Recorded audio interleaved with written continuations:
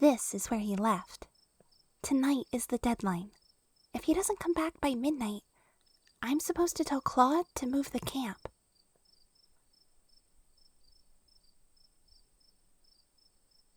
It's not that strange for Balthus. He's left with similar warnings before, but he always comes back the same day. I've never seen him pass 48 hours, let alone 36. To be honest, when I saw you arriving at our camp, I thought he'd sent you with a new message. That, or you were here to tell us he wasn't coming back. Imagine my surprise when you started asking if he was here.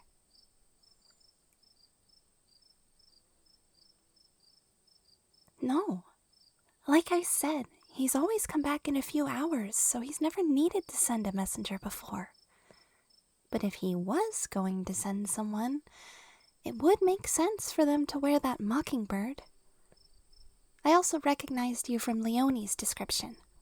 She told me about you the last time you came to the Golden Deer Camp, but by the time I had a chance to seek you out, you'd already left with Shamir.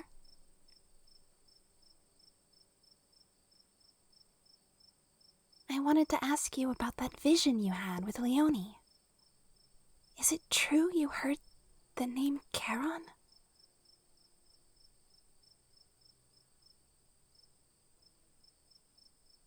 I see. Do you know what that name means?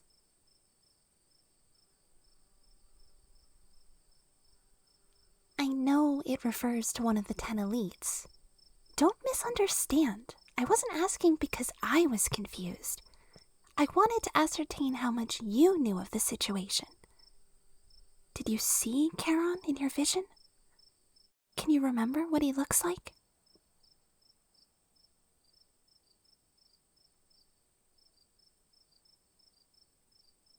I wonder if that's a good or bad thing.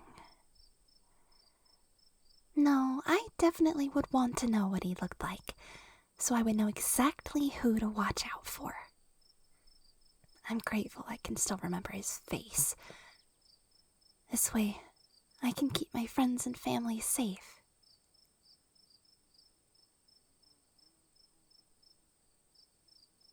That's right. You're not the first of his victims to escape.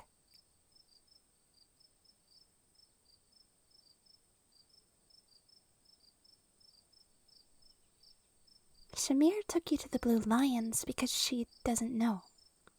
I don't talk about this very much.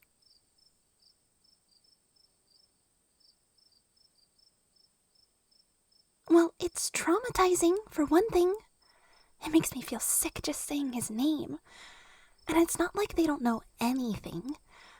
I've told everyone enough to get the picture. They know it was an evil warlock who made me this way, and that he used seraphim blood to do it, all because he wanted a familiar. That's enough, without having to explain all the complexities of the 10 elites still walking among us.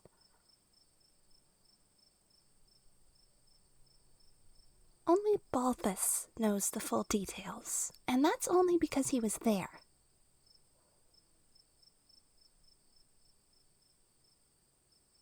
Which part?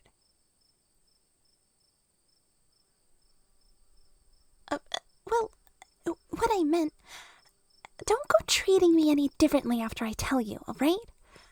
I'm just as intelligent and capable as anyone else here, if not more so.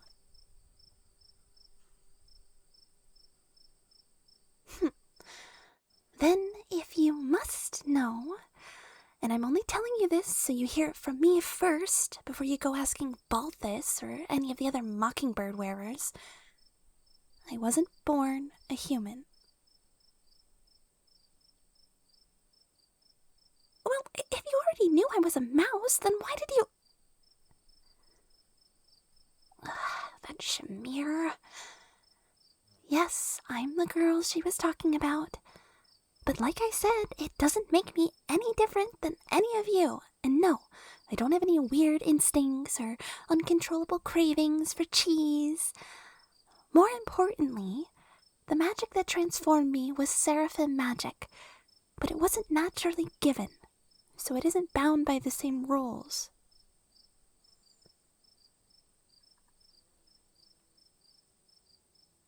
That's right. Normally, seraphim magic is confined to blessings, although it's difficult to say in the moment what might be considered a blessing in the grand scheme of life. But the magic of a seraphim runs in their veins, and that means it can be alchemically drawn out of their blood.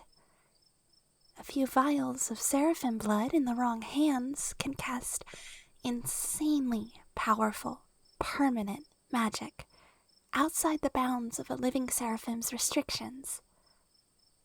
Good and evil are no limitation once the magic is separated from the host.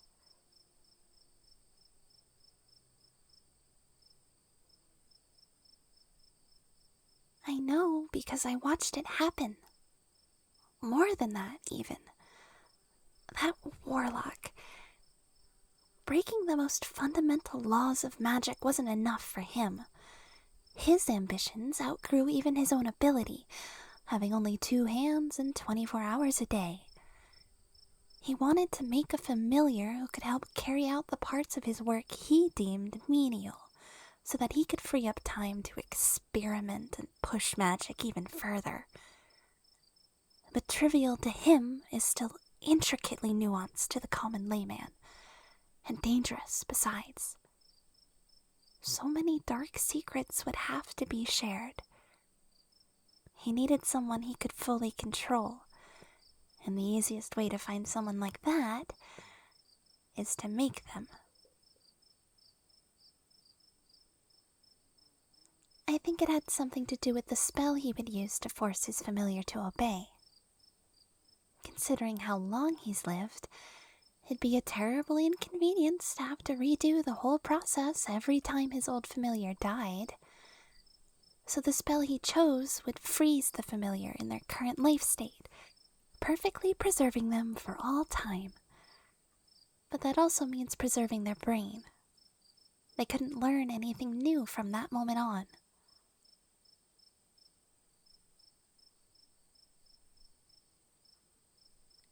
I suppose, since he only wanted them to do trivial tasks, he didn't mind cementing their skill set. He just had to build it first.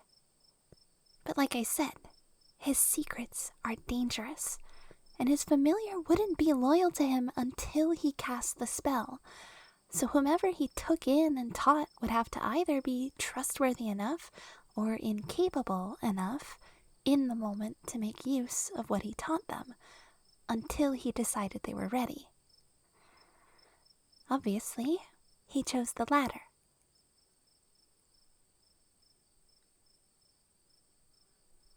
I was taught all of this while I was still a mouse. Actually, there were several mice, including my entire family. He told us whomever showed the most promise would be the one awarded the honor of becoming his familiar. I still don't know why he decided that was me.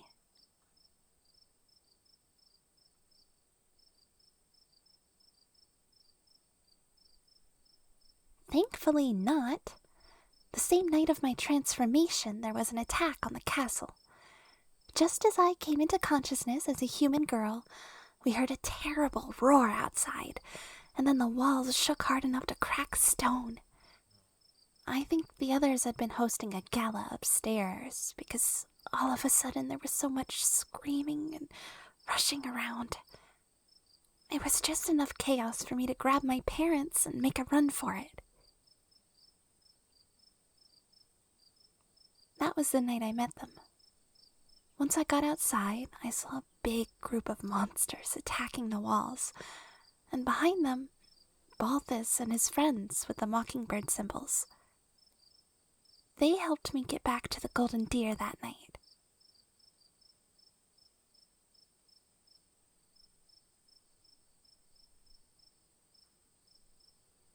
Balthus is the only one who really hangs around our camp, so he's the only one I really know. I don't think he has anywhere else to go, honestly.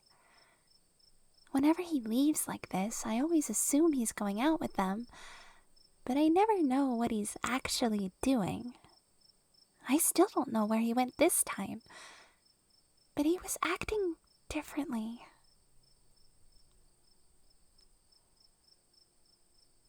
He gave me a bunch of extra warnings to be careful and to look out for my parents. Whatever he's doing, I'm certain it must have something to do with that castle and the 10 elites, especially now that you're here.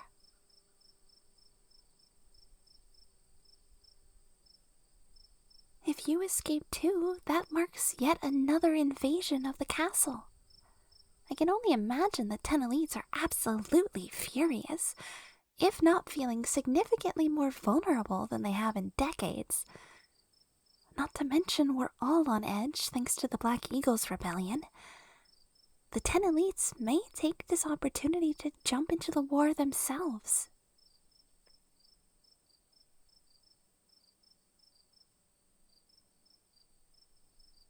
There's no doubt Charon wants me dead. I know far too much about his magical experiments and wicked discoveries, but it's the knowledge I have that threatens him far more than myself.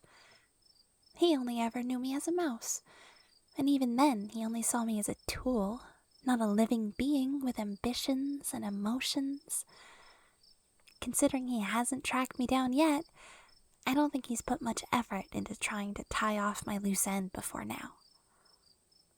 But you are different.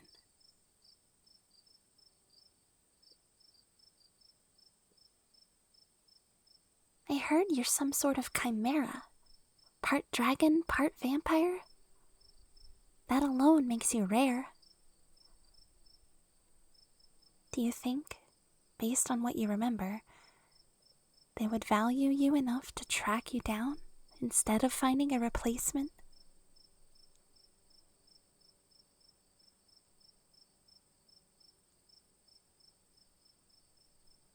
It may not be a comfortable question, but it's an important one. You should spend some time seriously thinking over your answer, especially if you came here looking for Balthus because you wanted to join him on whatever reckless missions he's taking with the other mockingbirds.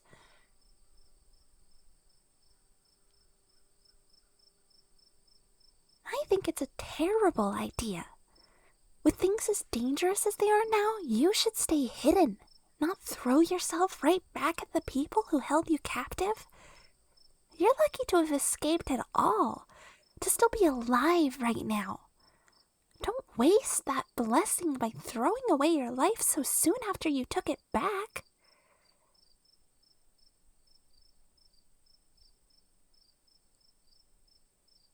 Balthus is reckless. He's constantly getting himself into trouble, and it's only luck and bullheadishness that get him out of it. Any day, that could all run out for him, if it hasn't already.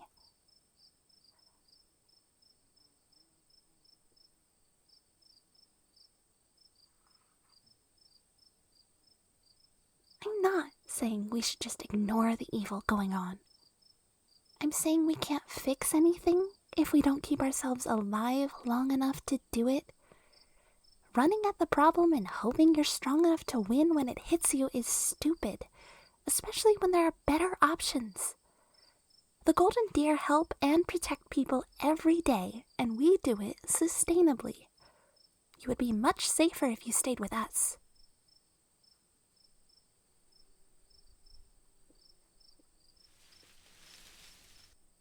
Did you hear that? No, shh. That can't be Balthus. He'd make far more of a racket. Someone else is coming. If you can fight, get ready. Otherwise, prepare to run.